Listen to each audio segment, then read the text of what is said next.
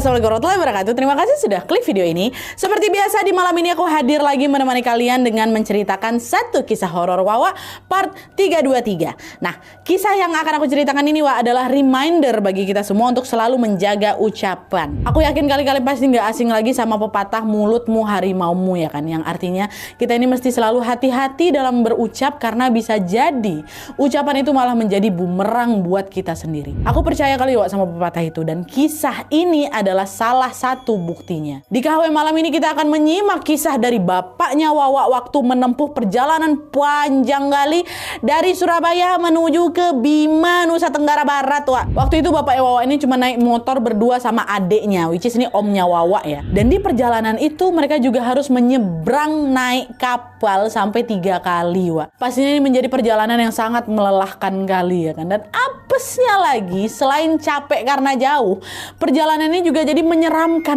karena mereka diteror oleh banyak sekali sosok. Mulai dari suara-suara aneh, pocong bermata bolong, sampai sosok perempuan ngesot pun ada. Dan waktu ditelusuri ternyata semua gangguan itu berasal dari satu celetukan yang dilontarkan oleh bapaknya Wawa. Kalau dulu kita punya kisah Bang Alex yang sangat legendaris itu kan, dapat gangguan waktu bawa ambulans. Ini bapaknya Wawa dapat banyak sekali gangguan waktu bawa motor. Penasaran gimana kisah selengkapnya? Jadi tanpa berlama-lama kita langsung masuk aja ke ceritanya ya. Check it out.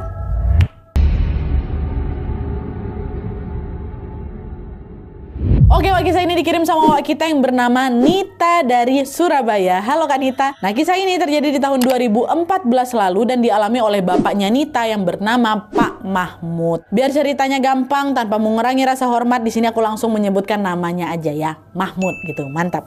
Nah, jadi Wak, ceritanya Mahmud ini adalah orang asli Bima, Nusa Tenggara Barat yang sedang merantau ke Surabaya sama adik bungsunya yang namanya Karim. Nah, karena jarak dari Surabaya ke Bima ini cukup jauh dan juga biaya transportnya mahal ya kan, Mahmud pun jadi jarang pulang ke kampung apalagi juga sejak menikah dan juga punya anak, punya Wawa, punya Nita. Biaya yang harus dikeluarkan untuk memboyong keluarga pulang kampung ke Bima ini juga makin lebih banyak lagi. Alhasil Mahmud cuma bisa pulang kampung 5 tahun sekali aja. Nah, di tahun 2014 itu ada satu urusan yang membuat Mahmud ini harus balik ke Bima gitu. Nah, untuk menekan biaya transport, Mahmud pun cuma berangkat berdua aja sama Karim, sama adeknya dengan naik motor. Nah, perjalanan dari Surabaya ke Bima naik sepeda motor ini memakan waktu kurang lebih 2 hari 2 malam. Dan selain itu mereka ini juga harus terus-terusan naik kapal sebanyak 3 kali. Nah, urutannya kayak gini, ini biar kebayang ya. Pertama-tama mereka akan naik motor dari Surabaya ke pelabuhan Ketapang yang ada di Banyuwangi. Dari sana mereka harus naik kapal